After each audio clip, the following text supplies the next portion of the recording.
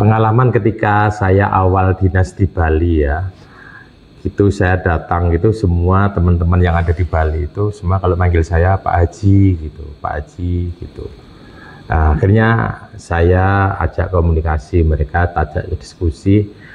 Sebaiknya kalau manggil saya namanya sajalah, nggak usah Pak Haji gitu. Tapi ternyata berkali-kali saya omongin nggak bisa, tetap kalau manggil saya itu Pak Haji gitu. Ternyata begitu menghormatilah teman-teman dari Bali itu kalau ada tokoh dari Jawa yang tentu saja agamanya berbeda itu dipanggil Pak Haji, dan ternyata pegawai yang lain yang agamanya Islam juga dipanggil Pak Haji oleh teman-teman itu. Berarti mereka menghormati kita, Pak Haji begitu. Nah, ternyata orang Bali itu kalau menyebut bapak atau orang dihormati itu juga Aji gitu, Tu Aji gitu. Jadi mirip sih Haji dengan Aji gitu. Aji itu yang dihormati atau bapak gitu, Aji. Nah, begitu luar biasa ya teman-teman di Bali itu. Jadi kalau orang itu beragama Islam gitu, entah dari Jawa, entah dari Makassar atau dari mana gitu, dipanggil Pak Haji selalu begitu. Jadi pada awalnya suku-suku di Indonesia ini, di Nusantara ini, meskipun agamanya berbeda-beda, itu tapi memberikan penghargaan antar sesama suku itu. Jadi manggil namanya aja nggak berani, selalu Pak Haji begitu. Itu ketika orang bercerita ke saya, itu penghormatannya lagi Pak pada kita yang pendatang dan agamanya tidak sama dengan masyarakat yang ada di Bali. Itu dulu ketika ada belum meletusnya bom, itu tambah luar biasa Pak. Meskipun kita itu yang pendatang, kemudian agamanya berbeda dengan mayoritas, itu nggak pernah Pak ada masalah di Bali itu gitu.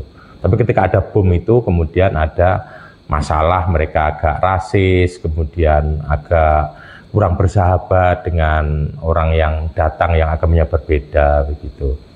Sehingga kalau itu asli masyarakat Indonesia itu saling benci meskipun berbeda agama atau berbeda suku, itu nggak terlalu menjadi masalah kok.